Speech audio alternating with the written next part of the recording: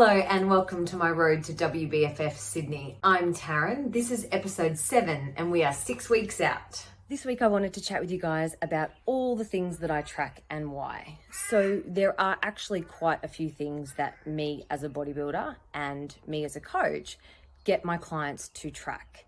You know, tracking all the things I'm going to talk to you about gives us valuable data. It removes emotion from things because over time you get data that tells us how your body's responding to something. It's an insight into this happened because this happened, so now we're going to do this. As a coach, it allows us to pivot and change or alter the course or say, no, we're in the right spot because of this. This is why this is happening. So it's also an educational tool for you as a client to understanding your body and the things that have effect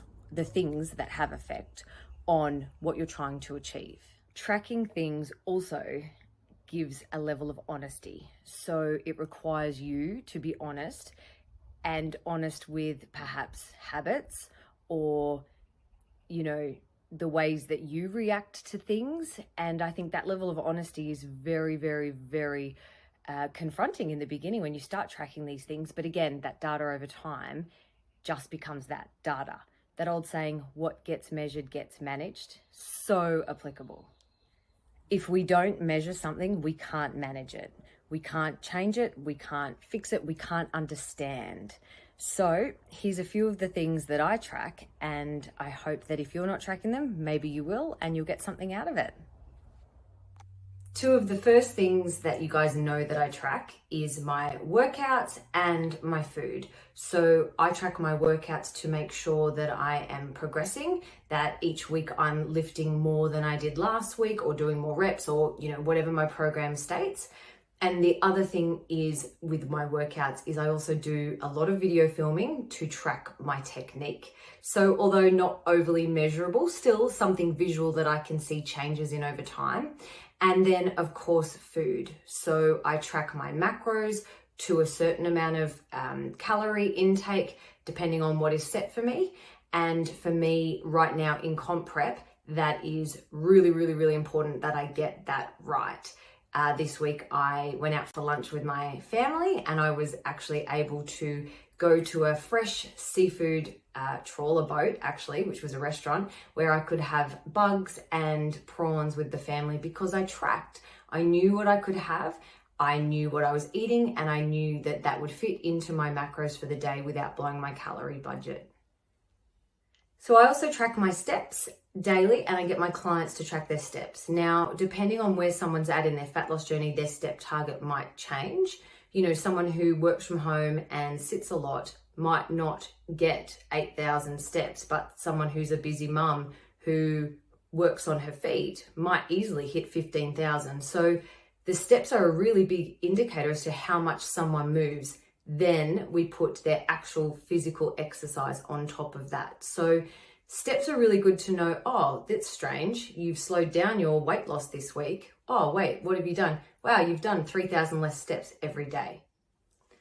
So those three things aside, there's other biofeedback that we measure and track. Basically, they're key physical and mental health markers.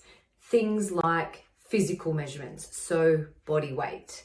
We've got body fat percent. You've got girth measurements. Even perhaps clothes size. So you are a certain size and you want to be a certain size. And, you know, how is that changing along the way? In my case, my body weight right now is daily. I also get my clients to generally track their body weight daily. That gives us a really great weekly average. So, you know, if you're only tracking once a week, there's lots of other factors that can affect that. So daily body weight, I do, and I get my clients to do. My girth measurements at the moment for me, I do weekly because I'm aiming to get on stage. So, you know, every change is imperative. Then body fat percent for me, I do 4 weekly. So again, depending on, you know, what your goal is and what your coach wants, that could vary.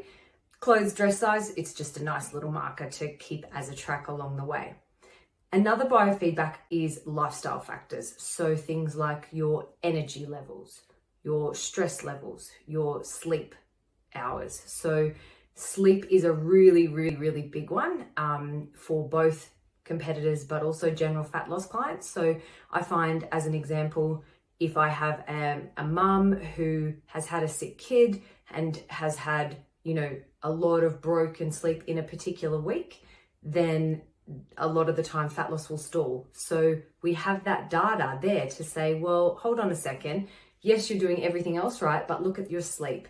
This is what is affecting you. Sleep is a huge factor when it comes to fat loss, because of recovery, because that's when your body does all the things it needs to do to rest and repair and recuperate. And if it's not getting enough of that, it is not going to give you what you want from a fat loss perspective or muscle building perspective, whatever it is, it's not going to do it. So tracking your sleep is really important. I think also knowing your stress levels is really good as well. So when my weight stalled a couple of weeks ago, Tammy said, what's changed? How's your stress? I was like, I'm fine. So, but often it is a really big thing. Overall, how did you feel today? What's your energy and your stress levels like? Give that information to your coach if they ask. That's so important. We also take nutrition one step further with biofeedback. So things like, how's your compliance? So, did you actually hit your macros or your calorie target this many days of the week? How many days did you go over it? How was your compliance? Your digestion. So how much fiber are you having? Oh, you haven't lost weight. Oh, okay. Have you pooed the last couple of days? How much fiber have you been having? Have you had more fiber than normal? Have you had different type of fiber? So there's a lot going on there that we can use as data when you track it. Appetite is another really big one. So, is it the week before your period if you're a female and your appetite is through the roof? Or if you're a man who's bulking and putting on weight, are you struggling to eat? What can we do to help that if your appetite has really stalled? So we also take training one step further with biofeedback. So how was your compliance to your sessions? Did you get to the gym a certain number of times? Did you get out and walk a certain number of times?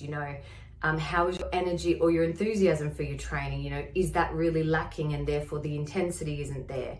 All these things compile to give us data as to what is your outcome, where are you tracking towards that, and what are the things we might need to change along that way.